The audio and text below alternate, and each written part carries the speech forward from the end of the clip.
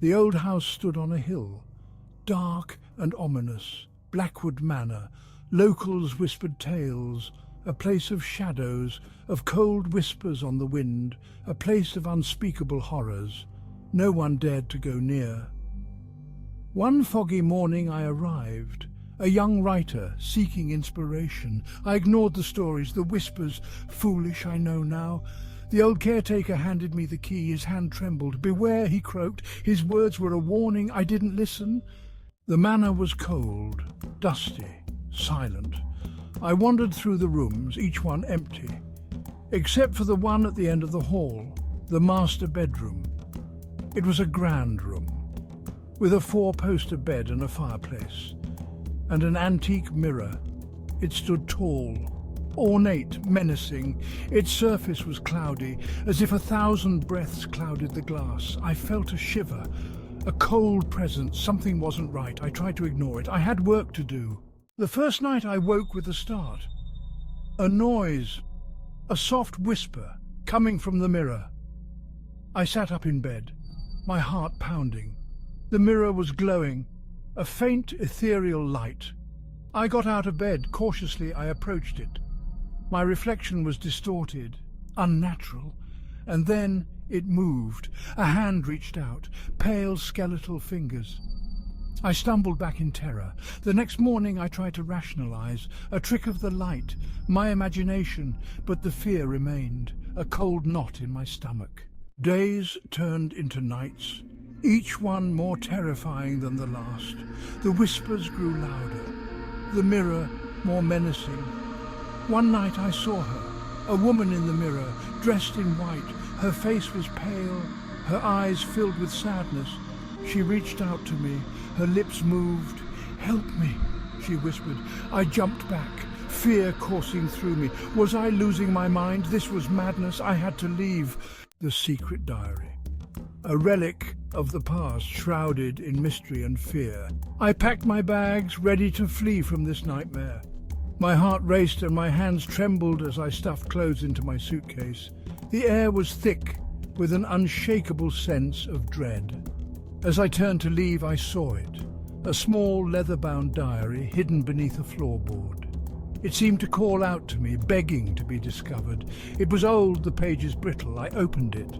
The writing was elegant, each letter meticulously crafted. It felt like stepping into another world, a world long forgotten. It was the diary of a young woman, Amelia. Her words painted vivid pictures of her life, her dreams, and her fears. She had lived in this house. Every corner, every creak of the floorboards held a piece of her story. She had owned the mirror, a mirror that seemed to hold more than just reflections. Amelia wrote of the mirror, of its strange power, of the woman trapped inside. A woman whose presence could be felt, even now.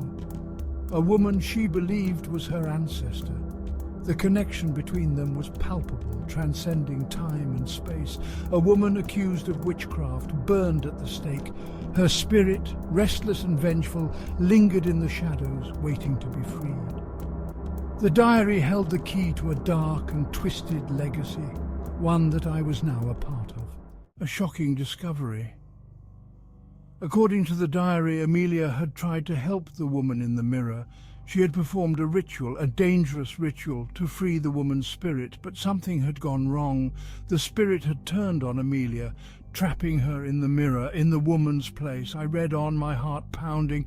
Amelia was trapped, unable to escape, and she was angry, vengeful. She wanted revenge, and she wanted me to help her. Trapped. The word echoed in my mind, reverberating through the eerie silence of the room. I could feel the weight of the air pressing down on me, suffocating and relentless. I slammed the diary shut, my heart pounding in my chest. The pages had revealed secrets too dark to comprehend, tales of despair and torment that seemed to come alive as I read them. I had to get out of this house, now. Panic surged through me, propelling me forward. Every shadow seemed to reach out, every creak of the floorboards a sinister whisper urging me to flee. But as I turned to leave, the room grew cold. An unnatural chill seeped into my bones, freezing me in place. The temperature plummeted, and my breath came out in visible puffs. The mirror began to glow, an unearthly light that bathed the room in an eerie luminescence. It was as if the mirror itself was alive, pulsating with a malevolent energy. I was paralyzed, frozen in place. My limbs refused to obey, locked in a grip of terror. The glow from the mirror intensified, casting long, twisted shadows on the walls. And then I saw her. Amelia. Her ghostly figure materialized before me, her presence both haunting and mesmerizing. She floated effortlessly, her eyes fixed on mine. She was no longer the sad figure from before. Her sorrow had transformed into something far more sinister, her face twisted with anger, her once gentle features now contorted with rage. Her eyes blazed with fury, glowing with an intensity that pierced through my soul. It was a look of pure, unadulterated hatred, and it was directed entirely at me. "You will help me," she hissed, her voice a chilling whisper that sent shivers down my spine. The words were not a request, but a command, laced with a threat that was impossible to ignore. "Or you will join me." Her ultimatum hung in the air, heavy and foreboding. The room seemed to close in around me, the walls pressing closer as her words echoed in my mind. I was pulled towards the mirror, an invisible force dragging me closer to the glowing surface. My feet moved against my will, each step bringing me nearer to the unknown. My hands reached out as if controlled by an unseen force.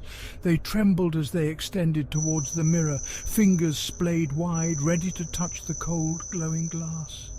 I screamed, but no sound came out. My voice was trapped in my throat, silenced by the overwhelming terror. I was trapped, caught in a nightmare from which there was no escape. The twist of fate. A tale that began with a simple glance into a mirror but ended with a chilling revelation. The glass was cold. It felt alive, as if it had a heartbeat of its own, pulsing with an eerie energy that sent shivers down my spine. I could feel my energy being drained, pulled into the mirror, into Amelia's grasp. It was as if the mirror was a portal, a gateway to another realm where Amelia's spirit lingered, waiting for the right moment to strike. And then I saw it, my reflection. It was no longer just a simple image of myself. It was distorted, twisted by the malevolent force within the mirror. It was changing, becoming transparent, fading away. My very essence was being consumed by the mirror, leaving behind a ghostly shell of what I once was. And behind it, another image was forming. A shadowy figure, slowly taking shape, emerging from the depths of the mirror's dark surface. The image of the woman in white. Her presence was both haunting and mesmerizing, a spectral beauty that held a sinister secret. The woman Amelia had been trying to free. Her spirit had been trapped for centuries, bound to the mirror by a curse that only I could break. She looked at me, her eyes filled with gratitude, and then she smiled, a cruel, chilling smile. "Thank you," she whispered. "You've set me free."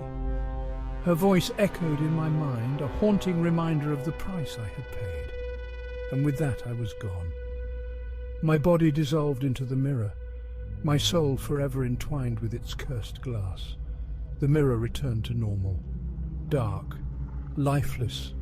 It stood as a silent witness to the horrors it had unleashed, a relic of a time long forgotten. There was no sign of me, no sign of Amelia.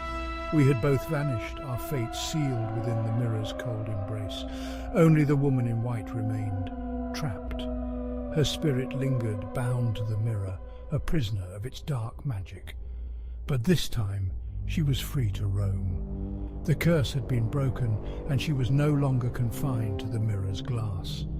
And Blackwood Manor was hers once more. The ancient house, with its creaking floors and shadowy corners, became her domain. She roamed its halls, a spectral guardian of its secrets, forever watching, forever waiting.